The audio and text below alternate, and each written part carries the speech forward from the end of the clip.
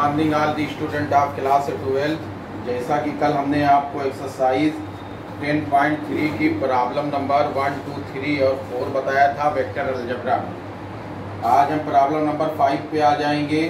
Show that each of the given 3 vector is a unit vector 1/7 2i + 3j + 6k 1/7 3i - 6j + 2k 1/7 6i + 2j - 3k। Also show that they are mutually perpendicular to each other। यहाँ पे हम देखेंगे कि late A 1/7 2i + 3j + 6k, B 1/7 3i - 6j + 2k, C 1/7 6i + 2j - 3k। Mod vector A √2/7 का whole square + 3/7 का whole square + 6/7 का whole square is equal to 1/7 √4 + 9 + 36। 2 का square 4, 3 का स्क्वायर 9, 6 का स्क्वायर 36 √49। 1/7 × 7, 49 का √7, 7 7 cancel 1। Mod B vector B is equal to √3/7 का whole square ± 6/7 का whole square + 2/7 का whole square is equal to 1/7 √3 का स्क्वायर 9 + 6 का स्क्वायर 36 + 2 का square 4 √49। 1/7 × 7, 7 7 cancel 1। Vector mod vector C is equal to √6/7 का होल स्क्वायर + 2/7 का whole square ± 3/7 का whole square 1/7 √36 + 4 + 9 1/7 × 7 यानी 1। Therefore vector A, vector B and vector C are unit vector, क्योंकि mod A is equal to mod B is equal to mod C is equal to 1। Then vector A into vector B is equal to 1/7 2i + 3j + 6k into 1/7 3i + 6j + 2k 1/7 into 1/7 bracket में 2 × 3 + 3 into -6 + 6 into 2 1/49 6 - 18 + 12 1/49 into 0 is equal to 0। Vector A perpendicular vector B। भाई क्यों?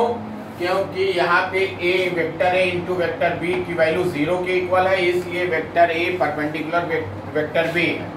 Vector B into vector C 1 is equal to 1/7 3i - 6j + 2k into 1/7 6i + 2j - 3k 1/49 bracket में 3 × 6 ± 6 into 2 + 2 into -3 1/49 18 - 12 - 6 1/49 into 0 is equal to 0। Then vector B perpendicular vector C into A is equal to vector C into vector A is equal to 1/7 bracket में 6i + 2j - 3k into 1/7 2i + 3j + 6k 1/7 into 1/7 bracket में 6 into 2 + 2 into 3 plus -3 into 6 1/49 12 + 6 - 18 1/49 into 49 is equal to 0। Here vector A, vector B and vector C are mutually perpendicular unit vector. Question number 6 पे हम आ जाएंगे। Question number 6 कह रहा है कि find mod vector A and mod vector B if vector A + B into vector A - B is equal to 8 and vector A is equal to 8 vector B। Vector A + vector B vector A - vector B is equal to 8। हम cross multiply करेंगे binomial को binomial से multiply करने का method.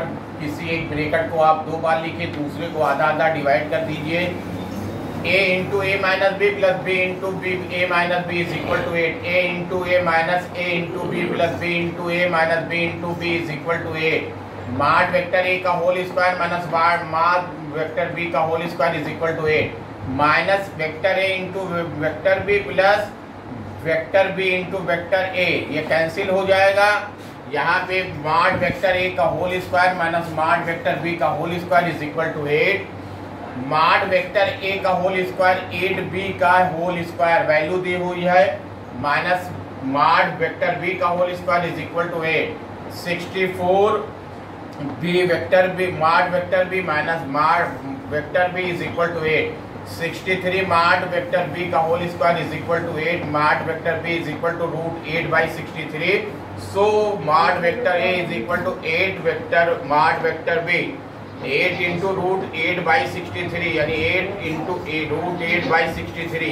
Vector A is equal to 8 root 8 by 63. Mod vector B is equal to root 8 by 63. Problem number 7 में आ जाएंगे. Evaluate the product 3a minus 5b into 2a plus 7b. 3a minus 5b into 2a plus 7b. Binomial को binomial से multiply करने का method. किसी एक bracket को 2 बार लीजिए, दूसरे ब्रैकेट को हाफ डिवाइड कर दीजिए. 3a ब्रैकेट में 2a plus 7b minus 5b 2a plus 7b. 6a into a plus 21a into b minus 10b into a minus 35a into b. 6 mod a का whole square plus 21a into B minus 10b into a minus 35 mod vector b का whole square. 6 mod vector a का whole square plus 11 vector a vector b minus 35 vector b का whole square. ये आपका product होगा. Problem number 8 पे करा find the magnitude of two vector a and vector b having the same magnitude and such that the angle between is 60 degree and their scalar product is 1/2. We know that vector a into vector b is equal to mod vector a into mod vector b cos theta. Here a vector a into vector b is equal to 1/2 mod vector a is equal to mod vector b is equal and theta is equal to 60 degree. 1/2 value put करेंगे. 1/2 is equal to mod vector a into mod vector b cos 60.